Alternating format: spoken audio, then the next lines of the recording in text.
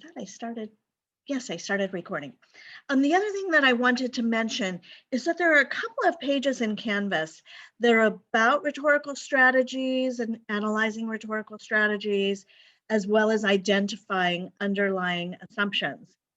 And I'm going over that really quickly in class, and you can read those pages if you want to get a refresher or to make sure you caught everything.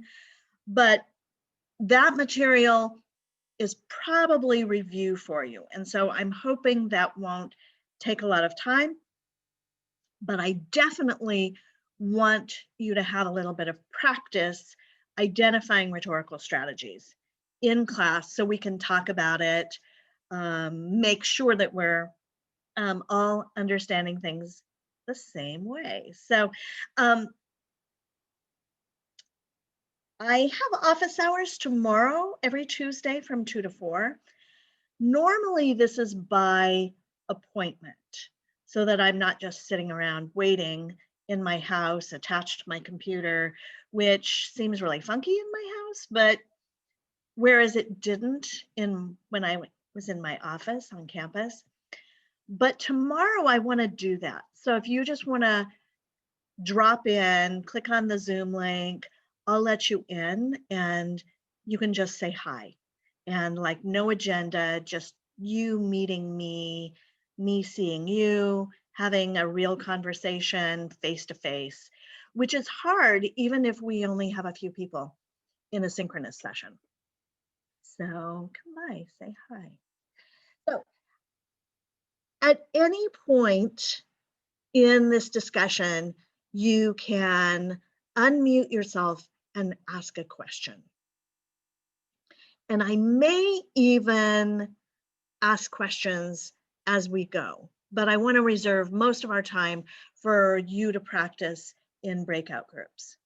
So the first thing I want to say is rhetorical strategies and rhetorical appeals are related, but they are not the same thing. So a rhetorical strategy is something an author does to convey an idea in a persuasive way. So a description is a rhetorical strategy. Comparing one thing to another is a rhetorical strategy. Juxtaposing two ideas right next to each other, especially if they're super different, that's a rhetorical strategy. An analogy is a rhetorical strategy, as is a metaphor. Showing one thing leads to another is a rhetorical strategy. Narratives are rhetorical strategies. All of these things are rhetorical strategies. And if you click on this link, you'll actually get taken to, it's going to take a second to load, a document that I created / modified that has descriptions of rhetorical strategies, and then it has lists of rhetorical strategies and some questions you might ask as you're analyzing rhetorical strategies. You're always thinking, what is this doing? How is this building the argument? So those are rhetorical strategies, the things an author does. A rhetorical appeal is the response that the audience has to the strategies. And an author uses a rhetorical appeal in order to get that response. So an author might use description to evoke an emotion, or the description might make something seem logical. So, for example, Shelley Reid uses exemplification, which is a very fancy way of saying, I've got an example. And she uses an example of a show and tell, and to make her idea, her claim that we have to show and not just tell, makes sense. So she talks about show and tell, and somebody comes in and says, I have a baseball with somebody's signature on it. It's a very famous baseball player. I can't remember who. And the class says, who cares? Because there's nothing to see.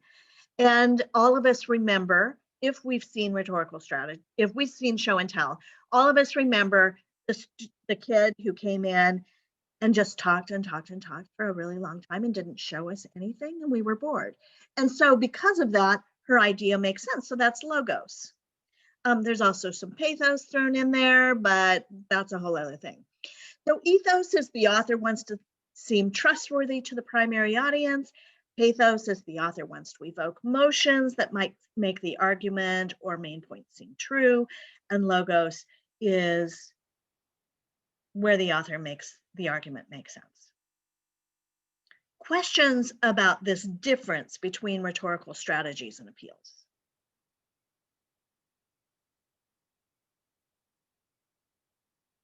Okay. Ethos is related to identity. I asked you to tell me what type of person Reid is. And some of you said she's a writer, she teaches writing, and those are identity things. But there are other things you said. She seems like she's a friend. And so that's an identity thing. Or she seems kind. She seems understanding. She seems funny. I mean, who else compares paragraphs to loads of laundry? And those are identity things. She's kind, experienced, humorous. Other identity things might be intelligent or political, or that they have particular values or they care about. Identity can also be things like race or gender orientation or family roles or jobs. And so these are identity things. So identity is related to ethos because ethos is, like, do we trust a person? And we tend to trust a person based on the way they seem. If they seem knowledgeable, these are Aristotle's 5 things. If they seem fair or objective or understanding, if they seem to share audience beliefs, values, and concerns, or they seem concerned for the needs of the audience, or they just seem neat, good. And so this is how an author builds ethos. And most of us, I think, I've never had a student say, yeah, I really didn't like Reid, or no, I didn't trust her. That could be, but I've never had anybody say that. And it's because she's relaying parts of herself to us that make her seem knowledgeable, that make her seem like she's fair, objective, understanding, that she shares audience beliefs, values, and concerns. So it seems like she's a certain type of person, and that type of person seems to evoke trust. Questions about ethos. Okay, so I am going to put you into breakout rooms. You're going to be in different rooms than you were last time. So introduce yourselves again. You might meet some of the same people. Share your name, where you are right now, where your major is, and someplace you want to travel to. And honestly, where you want to travel to probably says a lot more about who you are than if you said, I am, and you gave an adjective. The other thing I want you to do in your breakout rooms is I want you to identify rhetorical strategies from Reid. So you might find an example of, I don't know, where she's comparing one thing to another, or she shows cause and effect. One thing leads to another, okay? And you can do that on the slides, or you can do that on Canvas. Now, you'll need to find a copy of Shelley Reid's article, and I'll put a link in the chat. And if you want to do it on the slides, you can just go through the text. And I've got slides here that you'll be able to write on and identify the rhetorical strategy and tell me what appeal she might be making and why an audience might respond that way. And then the second thing I want you to do is find a way that she's showing that she's trustworthy and point to one or more of Aristotle's 5 things. So point to a part in the text and say, oh, this shows she's a kind person, which makes her good, however we define good, okay? Questions about what I'm gonna have you do. By the way, room 1 gets to look at section 1 and 2 from Reid. Group 2 would look at section 3 or 4, room 3, 5 or 6, and so forth. So let me stop that. Another way you can do this is, let me get out of this. And if you go to Canvas, this is, oh, you can't see this. My apologies. Share screen again and go here. Sorry. I want to introduce hypothesis to you. You'll be using it for tomorrow's homework.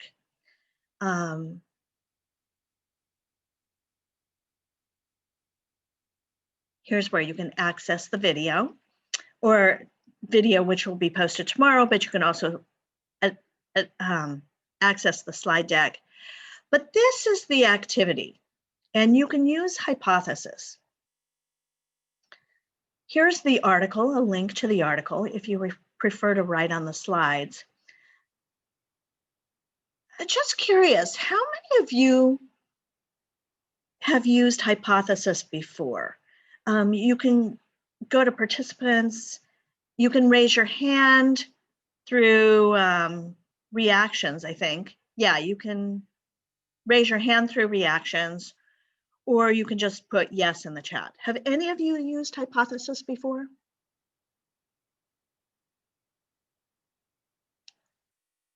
I'm gonna guess that's a no. Okay, let me show you how it works. It's kind of cool. We can do group annotations. And this is the page on Canvas. And if you click load class activity, you get taken to another page.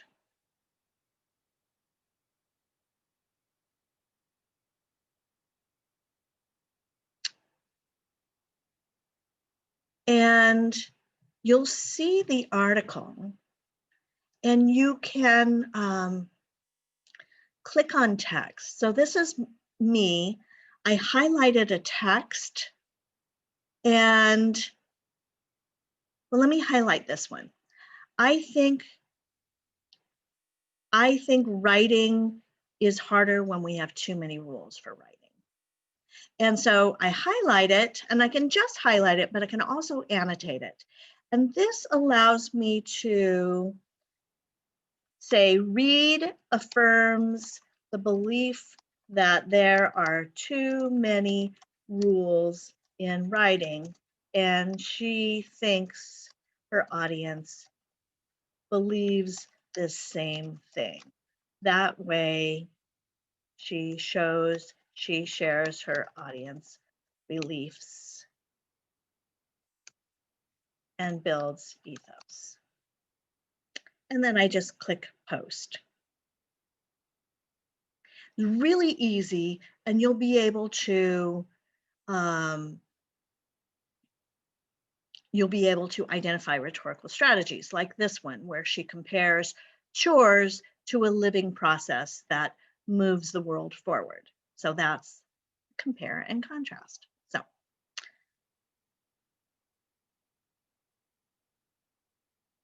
questions about what you're doing?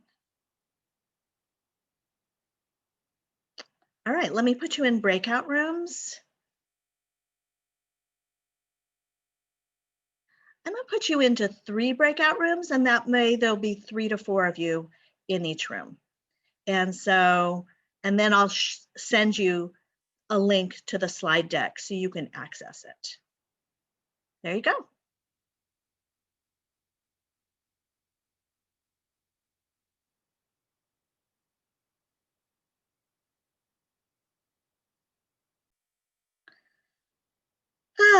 Okay, I'm going to share the screen with all your annotations, and then I'm just going to call on the person who did the annotations and ask for a little bit of explanation. So here we go. By the way, I have never used hypothesis before this class. You all are my experiment. So Samantha, you highlighted the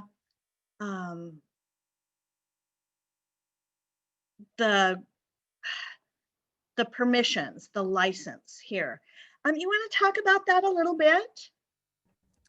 Yeah, so I said that demonstrated credibility because it shows like where it's coming from, and it shows like that it's legit. The work, that it's not just someone writing random stuff. It's really something important. So I said that like having that down there, it illustrates that the author has credibility and we can trust her. It definitely does. Most of the time in an essay, I like people to choose from the text rather than the permissions, but the permissions and the publication, those are super important.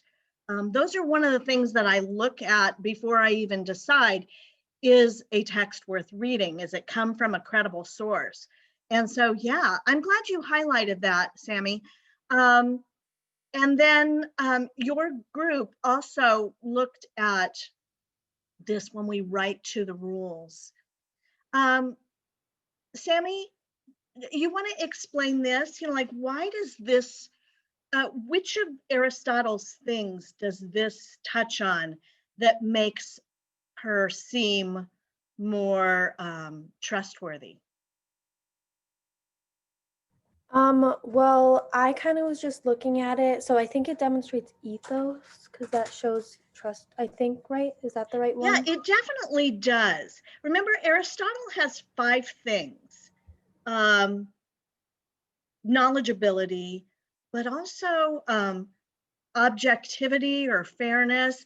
And the third one is when an author seems to think or believe the same things the audience does. And that's the thing that you're appealing to there. I see you put this makes you trust her because she's expressing ideas that you feel also. So that would be Aristotle's third thing. Jalen, tell me a little bit more about why using first person plural makes her seem trustworthy. Basically, I was saying it makes her feel trustworthy because it's making the audience feel like included and like making it seem like they go through the same things, and it just makes her more of like a person to relate to. So like the audience trusts her more. Yeah, good point, Jalen. Again, it's that same thing we talked about before. We're more likely, Aristotle says we're more likely to trust people who like share common ground. And it seems more like a chore to her also. So it seems like a chore to her, it seems like a chore to us.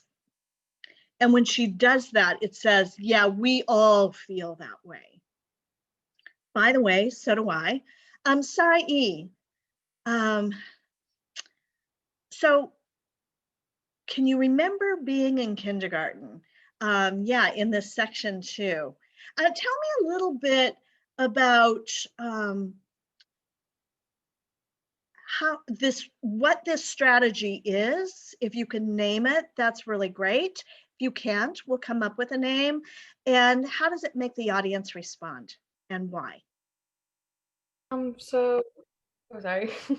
I kind of relate it more so kind of it's a mix of ethos and pathos, just because pathos kind of it's more about the emotions, while ethos is about like building trust. And a lot of her examples, I found that she uses like really relatable real life experiences instead of making it like a more complex, like step by step. That's why with kindergarten, she goes about talking about show and tell, something that we all know about, and how she kind of relates it to that rhetorical strategy. And that's why in another one I highlighted like the little green ball example, because again, she uses another strategy, was like, oh, if you want to go ask someone to buy you something, you have to go really into detail. Or if you want someone to look at something while you're in the car, you have to go into detail and like give them certain directions to do this. So I found that a lot of the examples she uses are really like relatable real life experiences that we all have had, and that like helps build confidence with Reid, because then we're like, okay, I know what she's talking about, therefore I can understand what she's writing about, if that makes sense. Yeah, that totally makes sense. And I like how you noticed that this strategy, and we could name it exemplification. You used the word example more than once in your discussion, and that's all exemplification is, except for exemplification, 6-syllable word. Sorry, this, you remember in like first grade, they teach you to count syllables, and I still do it that way. Because yeah, I can't think of a faster way to do it. But yeah, this example is so relatable. And so it puts her, you know, like she shares common experiences and she brings up memories. And so ethos, pathos simultaneously, which a strategy actually can. Emma, you want to talk about the same strategy a little different? Sure. I agree with everything that was just said. I just also kind of talked about how like just simplifying things, like people are more comfortable, or at least I'm more comfortable when like someone can simplify a more complex like thought so that you can understand it more. And that just kind of makes you, and then when you understand it more, then you like can follow what the author's trying to say more. And when you like understand what they're saying, you trust them and like you want to learn more. Yeah, absolutely. I only see a few. Is this all three groups? Did we get all three groups?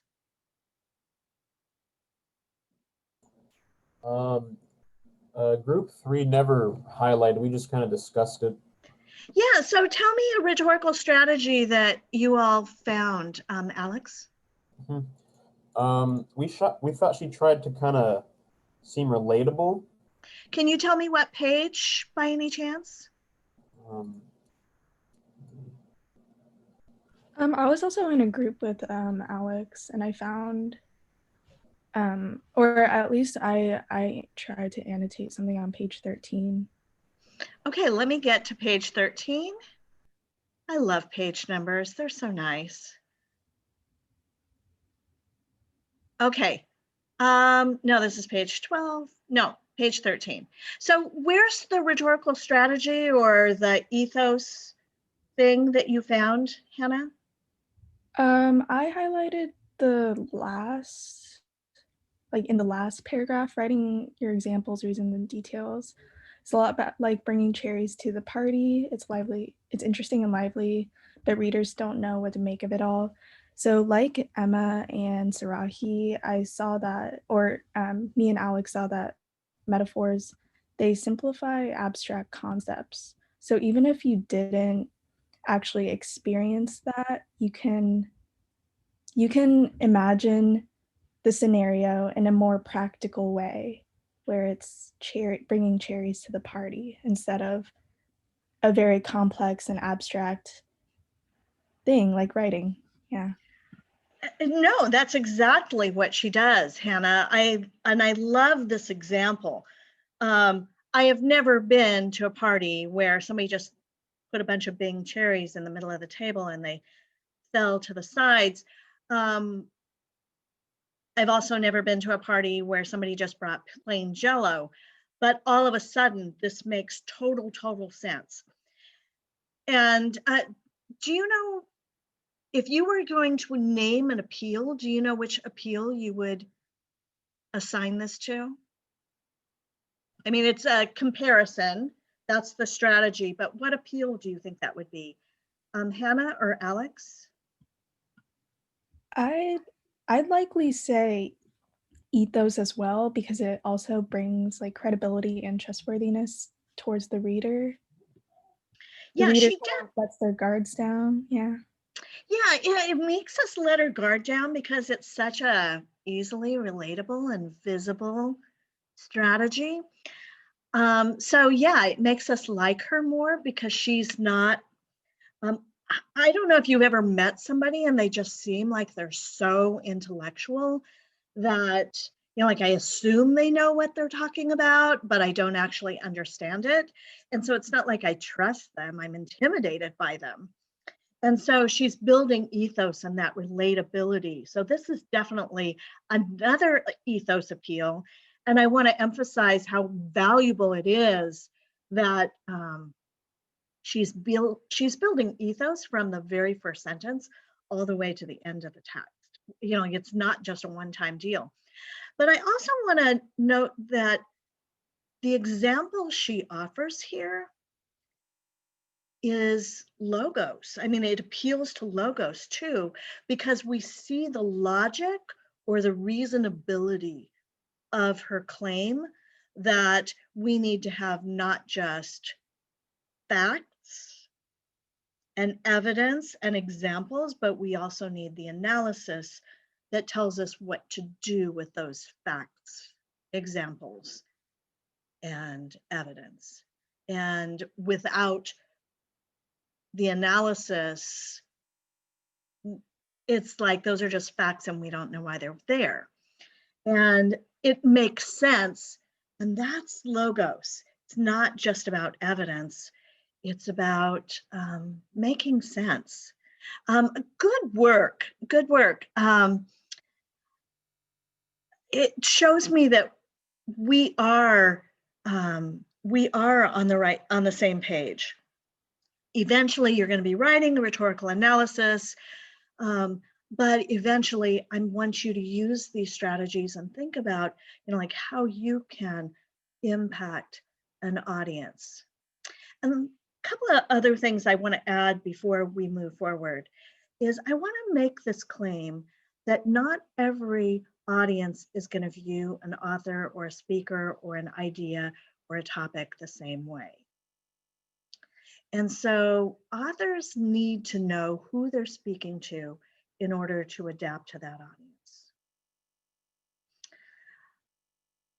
I showed an image of a MAGA rally and a civil rights protest from this summer. And these are both audiences that care about a lot of things. They're passionate. Both American audiences, but they see the world very different ways. And we can see this by mask wearing or not mask wearing, although, like there's people wearing masks on both sides and not wearing masks on both sides. But if we were to convey an argument, we might want to do it very differently depending on who that audience is. So an author or a speaker needs to know who they're speaking to in order to adapt to that audience. And when we're talking about audience, we're talking about more than one thing. We might be talking about demographics like ages or interests or nationality.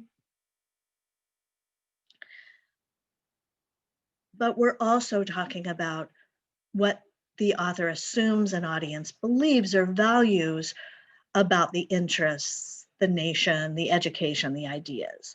And so those are really, really important things. Who is Reid writing to? Emma, who is Reid writing to? She's writing to students who want to get Yes. better at writing. Yeah, okay, so I love how you did that, as you're saying students, and then you're saying they want to get better at writing. So you're naming a demographic and you're naming an underlying assumption is that they believe that they should get better at writing. So that's a belief. If there's a student who says, I don't care, they're not going to be persuaded by her, but they believe that writing is hard. They believe that they should be good at writing. They believe writing is valuable, and they believe it's at least somewhat in their best interest to get better at writing. So we've got demographic and underlying assumptions simultaneously. There are things that we can do to identify those, like if we ever see a student make or a writer make a statement that's a strong statement without any support, like writing is hard, they're assuming that the audience believes that. Things like I believe, in my opinion, words like must or should or strong nouns, verbs that suggest judgment, those are ways we can identify those beliefs. And no time for that. So let me go to, I'm going to introduce very quickly the next text you're reading, and you're reading it for tomorrow. It's written by Callie Linfor. She's a lecturer in RWS. She's a poet. She's an essayist. She's an educational consultant. She's an equity advocate, and she's my friend who works across the hallway from me. And she shared with me an essay she wrote, and it's titled, That's Her as a Little Girl. And she writes this very much from the perspective of a little girl. And the title of this text is The Literacy of the Hillside Strangler and Anything Extra We Know, which is a strange title, because when we think of literacy, we think of reading and writing. And she's going to push a different definition of literacy, because otherwise, how can there be a literacy of the Hillside Strangler, which was a crime. This was published in Dialogues, a journal for the San Diego Area Writing Project, which is a community of kindergarten through college writing instructors. So you are not the primary audience. I am. But this essay works really, really well with college students. And so, yeah, let me stop the share and come back to here. I'm going to ask you to do something with this. I'm going to ask you to use hypothesis and to annotate it, looking for rhetorical strategies and some other things too. You'll see the instructions, but mostly I want you to enjoy the story. See if you can, all the instructions are there, and I look forward to reading your annotations. You are free to go. I'll stick around for a little bit if you have any questions for me or you want to comment on anything we've shared. But otherwise, we're done. Bye, thank you. Have a good day. Thank you. Thank Thanks, you. Emma. Bye, Avery. Thank you. Bye-bye. I have a question for the hypothesis. I did it for group 2 and it didn't show up on your computer. Is it possible just to check to make sure that I did it correctly? Yeah, let me give you sharing permission, and you can share it and we'll walk you through it. Okay. It shows it's popping up on mine, but not. Well, just go ahead and share your screen. Okay.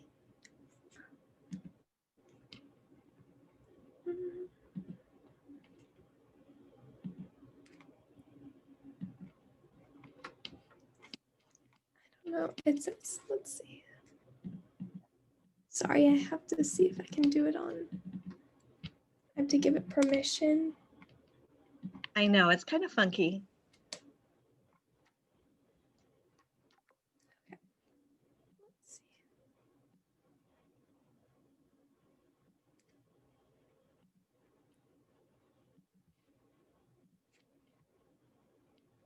Okay. Can you see it now? Is it working? Yeah, just click on open system pref. Okay, so you've got that. So does it show it right there for the side? Okay, it does on your screen. Let me let me